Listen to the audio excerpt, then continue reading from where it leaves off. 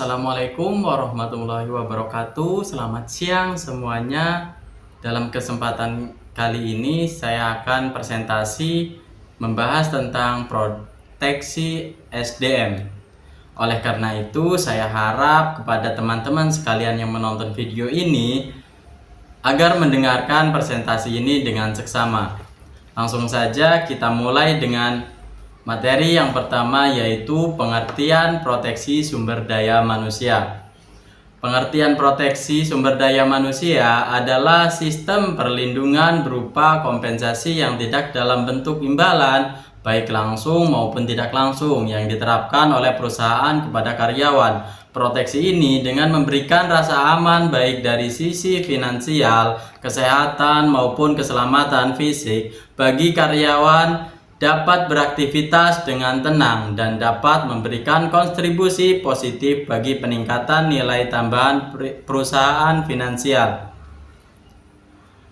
Proteksi atau perlindungan karyawan adalah suatu keharusan bagi perusahaan atau instansi yang diwajibkan oleh pemerintah melalui peraturan perundang-undangan. Dalam melaksanakan program proteksi, banyak perusahaan bekerja sama dengan perusahaan asuransi yang memberikan pertanggungan terhadap masalah kesehatan, finansial, atau masalah lainnya yang dihadapi atau yang dialami karyawan dan keluarganya di kemudian hari.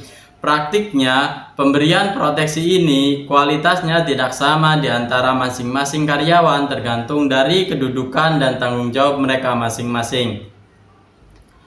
Perlindungan yang berhubungan dengan masalah keuangan, perlindungan dilakukan melalui pemberian berbagai santunan dalam bentuk santunan jaminan sosial atau social security, kompensasi ketiadaan pekerjaan atau unemployment compensation, biaya medis atau medical coverage, dan kompensasi pekerja atau work compensation.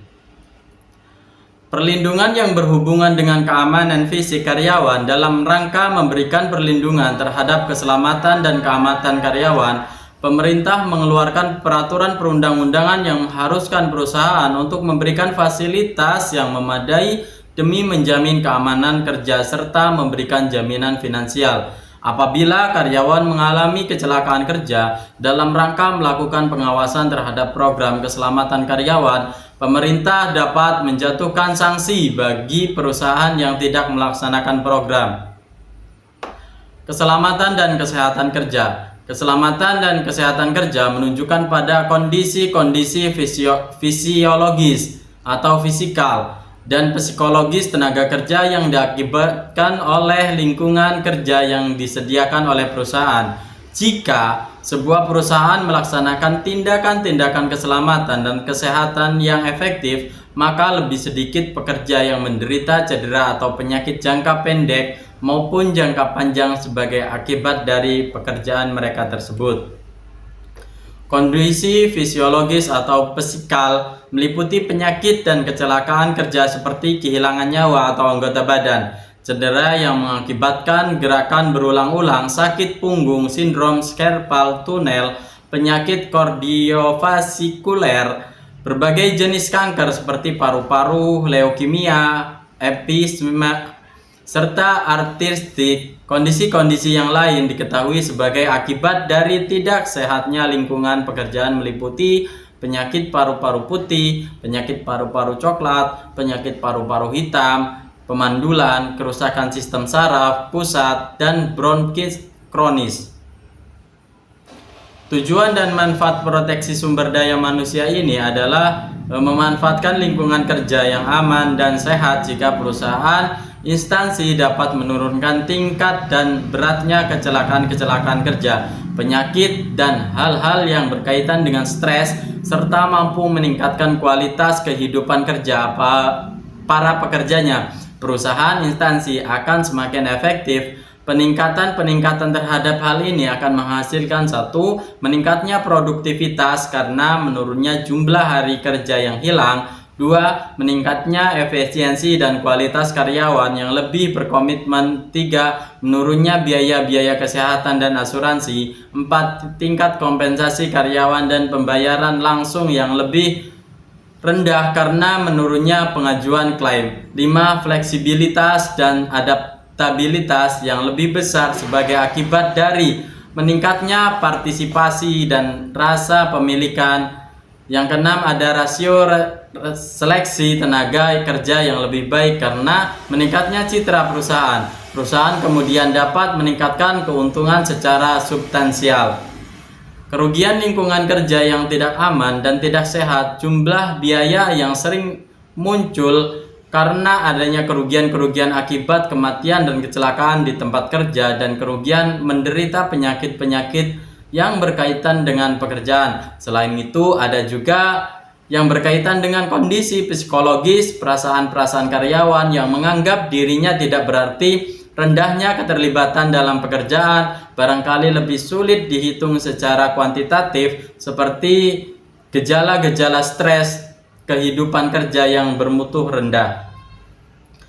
Santunan sebagai sarana proteksi sumber daya manusia. Peran imbalan tidak langsung. Imbalan adalah imbalan yang diberikan oleh perusahaan instansi kepada karyawan yang tidak dikaitkan dengan kinerja karyawan. Imbalan tidak langsung dapat dikelompokkan dalam dua bagian, yaitu 1. Imbalan yang dipersyaratkan oleh peraturan perundang-undangan seperti jaminan keamanan, keselamatan, dan kesehatan. 2. Santunan pemberian jaminan asuransi resiko finansial yang dihadapi oleh karyawan. Keluarga mereka dapat disebar melalui lembaga asuransi. Apabila resiko yang ditanggung tersebut benar terjadi, maka perusahaan asuransi akan memberikan jaminan atau pertanggungan kepada karyawan sesuai dengan jumlah yang telah disepakati. Jaminan asuransi yang dapat diberikan kepada karyawan antara lain yaitu asuransi kesehatan, asuransi jiwa, asuransi karena tidak kemampuan fisik atau mental, jaminan asuransi lain, jaminan keamanan karyawan. Indikator proteksi sumber daya manusia. Responsibility, tanggung jawab. Semakin tinggi jawaban seorang karyawan dalam suatu perusahaan instansi, semakin besar pula tanggung jawabannya. Seorang CEO sebagai pemimpin tertinggi dalam perusahaan memiliki tanggung jawab yang paling besar terhadap kelangsungan perusahaan-perusahaan. Semakin tinggi tanggung jawabnya, semakin tinggi pula proteksi yang diberikan oleh perusahaan atau instansi. Skill atau keahlian. Untuk kelangsungan usaha perusahaan membutuhkan karyawan yang memiliki keahlian khusus, misalnya di bidang informasi perusahaan. Perusahaan membutuhkan tenaga ahli di bidang informasi teknologi yang menguasai konsep komputer. Keahlian mereka sangat spesifikasi sehingga untuk mempertahankan agar mereka tetap bekerja di perusahaan tersebut berusaha mampu diberikan oleh pesaing. Program proteksi yang diterapkan pada karyawan yang memiliki keahlian khusus akan lebih tinggi dibanding dengan karyawan yang tidak memerlukan keahlian khusus. Misalnya karyawan administrasi, mental effort atau kerja otak. Karyawan yang lebih mengandalkan kemampuan kerja otak atau mental, misalnya analisis, programmer atau akuntan. Kelas karyawan seperti ini disebut dengan white collar. Kelas karyawan biasanya memperoleh tingkat proteksi yang lebih tinggi dibanding dengan kelas karyawan yang lebih mengandalkan kekuatan fisik atau blue collar. Physical effort atau kemampuan fisik. Karyawan lebih mengendalikan kekuatan fisik atau blue collar, misalnya satuan pengaman atau satpam, petugas kebersihan atau pekerja bangunan. Biasanya berproteksi yang diberikan oleh perusahaan kepada mereka lebih difokuskan dalam bentuk perlindungan atas keselamatan kerja. Working condition atau kondisi kerja. Kondisi kerja yang dihadapi oleh pekerja untuk satu bidang industri seringkali berbeda. Sebagai contoh, kondisi bagi karyawan di bidang perminyakan yang bekerja di pantai akan berbeda dengan kondisi kerja di darat. Semakin berat kondisi kerja yang dihadapi oleh karyawan, semakin tinggi program proteksi diterapkan. Government rule, peraturan pemerintah. Pemerintah sebagai regulator biasanya membuat peraturan yang mengharuskan pengusaha perusahaan untuk memberikan perlindungan yang memadai bagi karyawan. Sebagai contoh, pemerintahan yang mengharuskan perusahaan untuk memberikan perlindungan bagi pekerja melalui jaminan asuransi tenaga kerja. Baik, itu saja yang dapat saya sampaikan. Kurang lebihnya mohon maaf. Bila ada kata-kata yang salah, mohon maaf yang sebesar-besarnya. Kesimpulan, proteksi sumber daya manusia adalah sistem perlindungan berupa kompensasi yang tidak dalam bentuk imbalan, baik langsung maupun tidak langsung, yang diterapkan oleh perusahaan kepada karyawan. Proteksi ini dengan memberikan rasa aman baik dari sisi finansial, kesehatan, maupun keselamatan fisik bagi karyawan, dapat beraktivitas dengan tenang dan dapat memberikan kontribusi positif bagi peningkatan nilai tambah perusahaan atau instansi. Sekian dari saya, wallahumma fiqh ila aqwamit thoriq. Wassalamualaikum warahmatullahi wabarakatuh.